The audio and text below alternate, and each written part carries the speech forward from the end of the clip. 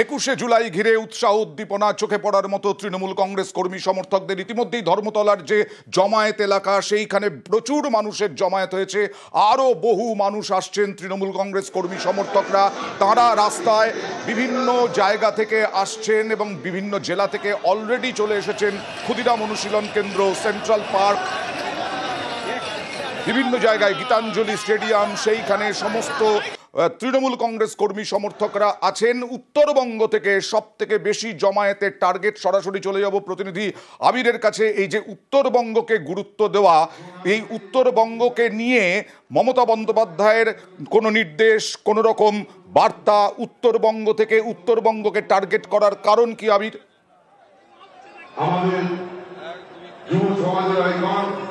দেখো, দুটো বিষয় রয়েছে।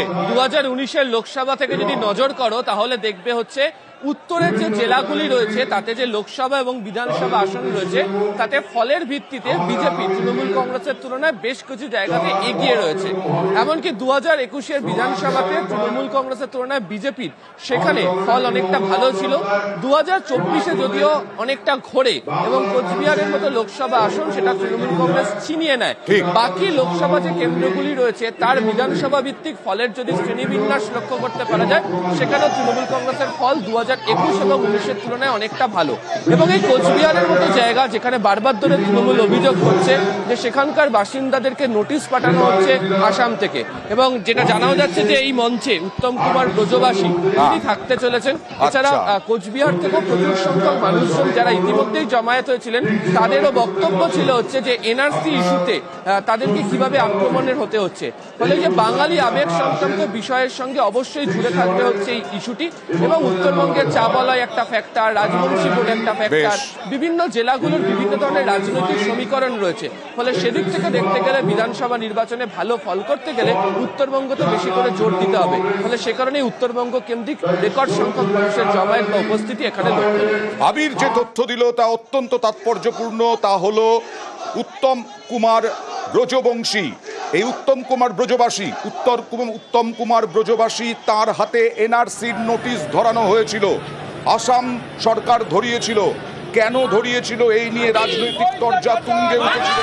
সেই উত্তম কুমার ব্রজবাসী উপস্থিত থাকছেন আজকে ধর্মতলার মঞ্চে। উত্তম কুমার ব্রজবাসী তিনি দাবি করেছিলেন তিনি পশ্চিমবঙ্গের বাইরেই কোনোদিন যাননি, আসাম তো দূরস্থ, কিন্তু তার হাতে এনআরসি ধরানোর পরে মুখ্যমন্ত্রী মমতা বন্দ্যোপাধ্যায় পর্যন্ত সরব হয়েছিলেন। সেই উত্তম কুমার ব্রজবাসী থাকছেন এই ধর্মতলার মঞ্চে। বিভিন্ন জায়গা থেকে মিছিলের পর মিছিল, হাইকোর্টের নির্দেশ অনুযায়ী একদিক দিয়ে মিছিল এবং আরেক দিক দিয়ে যান চলাচল। আর হাওড়া ব্রিজের ওপরে দেখুন উৎসাহ উদ্দীপনা তৃণমূল কর্মী সমর্থকদের। আজ সব পথ 21শে ধর্মতলার মঞ্চে। সরাসরি চলে যাব প্রতিনিধি দেবাশিসের সঙ্গে কথা বলবো। দেবাশিস, হাওড়ার কোন কোন এলাকা থেকে জোর দেওয়া হচ্ছে তৃণমূল কংগ্রেস কর্মী সমর্থকরা আসার ক্ষেত্রে?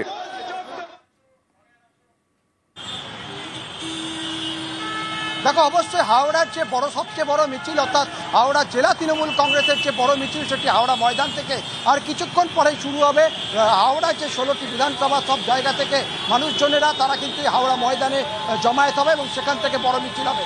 এছাড়াও রাজ্যের বা বিভিন্ন প্রান্ত থেকে, বিভিন্ন জেলা থেকে যে মানুষজনেরা হাওড়া স্টেশনে আসছেন ট্রেনে করে, তারাও কিন্তু বেশ কিছু মিছিল এই মুহূর্তে হাওড়া ব্রিজের ওপর দিয়ে যাচ্ছে। তোমাকে বলে রাখি এখনও 10 মিনিট সময় রয়েছে 11টা বাজতে। তার আগে যে নির্দেশিকা ছিল যে উচ্চ আদালতে যে যান চলাচল স্বাভাবিক রাখতে হবে সড়ক পথে, তা কিন্তু রয়েছে। আমরা দেখতে পাচ্ছি ব্রিজের ওপর দিয়ে মিছিল চলছে, তার পিছনে বাস, তার ডান দিকে বাস, গাড়ি, যে কোনো গাড়ি, পণ্যবাহী গাড়ি থেকে শুরু করে যান চলাচল পুরোপুরি স্বাভাবিক। যারা বাইকে করে অফিসে যাচ্ছেন সেই বাইকও কিন্তু একই রকম রাস্তায় চলছে। মাঝে মধ্যে কিছুটা যানজটের সৃষ্টি হলেও তা কিন্তু অন্যান্যবার যে মিছিল হয় একেবারে স্তব্ধ হয়ে যায় রাস্তাঘাট, সেই ছবি কিন্তু এবছর আর দেখা গেল না। কারণ হাইকোর্টের নির্দেশ আছে আর 5 মিনিট, 9টা থেকে 11টা পর্যন্ত এই নির্দেশ মেনে চলতে হবে মিছিলকারীদের, জমায়েতকারীদের।